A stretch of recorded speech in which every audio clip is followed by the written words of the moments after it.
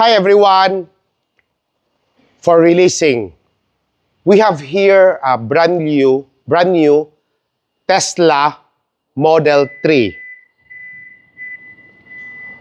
The client wants to upgrade his wheel. He's undecided whether he's going to 19 or 20 inch. So as of now, we're going to replace his stock wheels with flow-form wheels. Why you need to upgrade your wheels on your EV vehicle? First, the original wheels of the vehicle on this unit is 18 kilo per piece. While these flow-form wheels we're using, this is only 7 kilo per piece.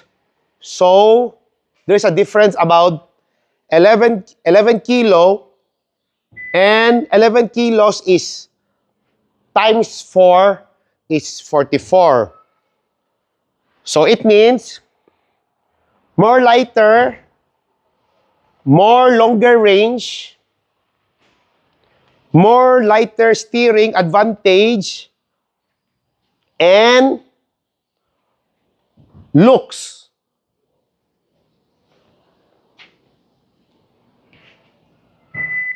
If you're using forged wheels, it's more lighter compared to flow form. Wait. But for flow form, it's okay already. This is on hyper black color with custom-made center cap on its initial. We're using the original tires.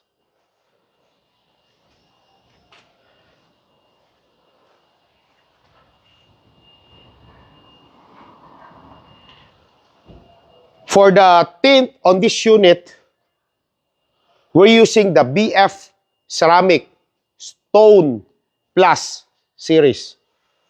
For the front, the client chose the medium, while the side, all the way to the back, this is the back glass of the Model 3. Dark. And for the sunroof, we're using BF Clear Freeze. This is a 86% heat rejection. This is how it looks like from the inside.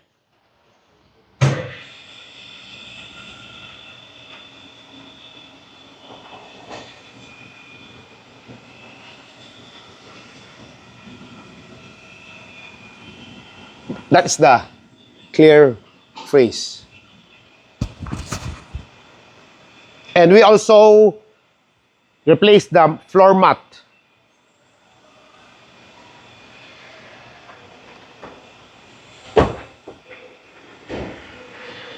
The client is also planning to replace the steering wheel, either the rectangular type or the pilot type, the letter U, soon.